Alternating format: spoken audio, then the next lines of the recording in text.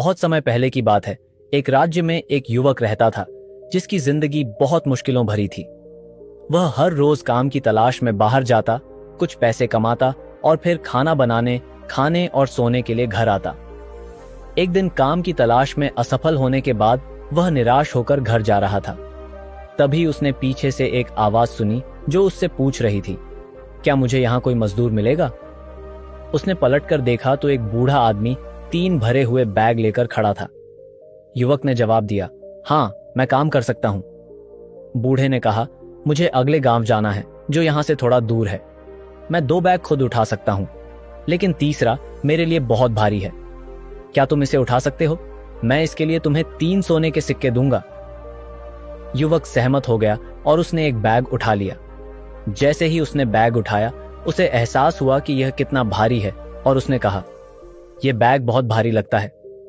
बूढ़े ने जवाब में फुसफुसाया, हाँ, ऐसा इसलिए है क्योंकि इसमें कांसे के सिक्के हैं। भारी बोझ के बावजूद युवक ने बैग उठाया और बूढ़े व्यक्ति के साथ चलना शुरू कर दिया। चलते समय उसने देखा कि बूढ़ा व्यक्ति उस पर नजर रख रहा है। इससे युवक को लगा, बूढ़ा व्यक्ति शायद सोच रहा है कि मैं बैग लेकर भाग सकता हूं। हालांकि मैं बेईमानी या चोरी में विश्वास नहीं करता।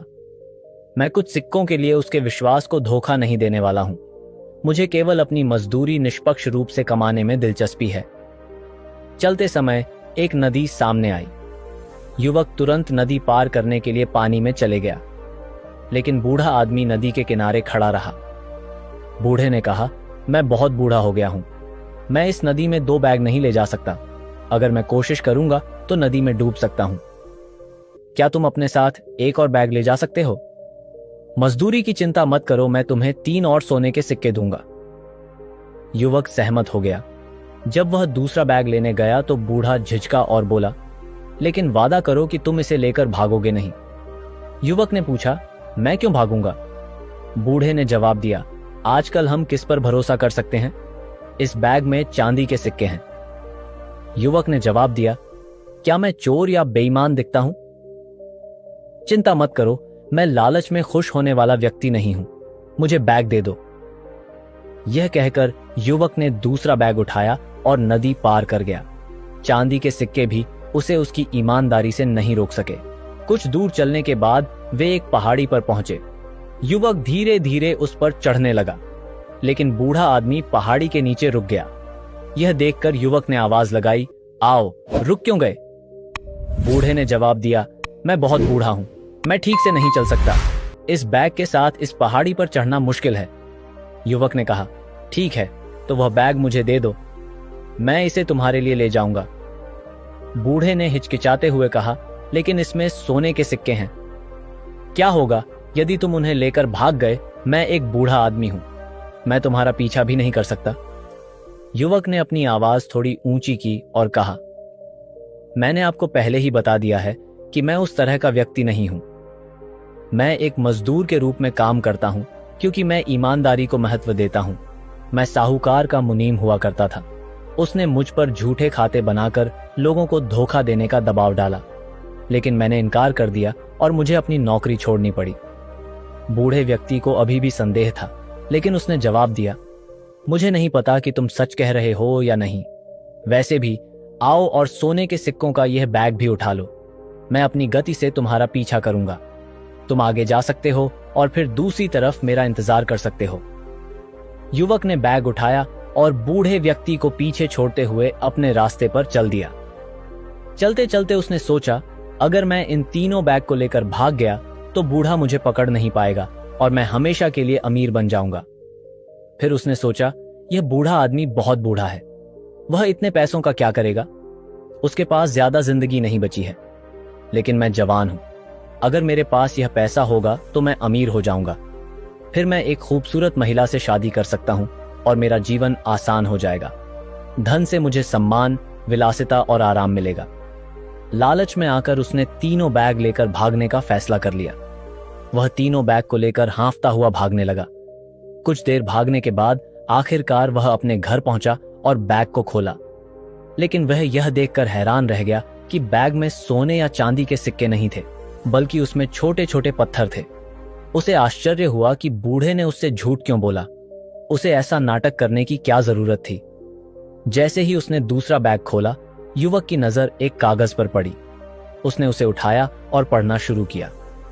कागज पर संदेश था, मैं इस राज्य का राजा हूं, मेरा कोई वारिस नहीं है और मैं बूढ़ा हो रहा हूं। इसलिए मैं एक ईमानदार व्यक्ति की तलाश कर रहा हूं जिसे मैं अपना बच्चा और उत्तराधिकारी बना सकूं। अगर तुम भागे नहीं होते तो तुम वह व्यक्ति हो सकते थे। यह पढ़कर युवक पछतावे और पश्चाताप से कुचला गया। वह जीवन भर ईमानदार रहा था। उसका बूढ़े आदमी को धोखा देने का कोई इरादा नहीं था। अगर उसने अपने मन के क्षणभंगुर विचारों को नजरअंदाज कर दिया होता तो वह आज राजा का उत्तराधिकारी हो सकता था। लेकिन उन विचारों में एक पल की चूक ने उसे ऐसा निर्णय लेने के लिए प्रेरित किया जिसने उसके मूल्यों को धोखा दिया, और उसने ऐसा अवसर खो दिया जो उसे फिर कभी नहीं मिलेगा।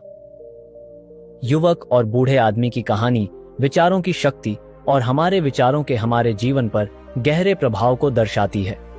यह हमें स्पष्ट रूप से दिखाती है कि कैसे हमारे विचार हमारे भाग्य को आकार दे सकते हैं।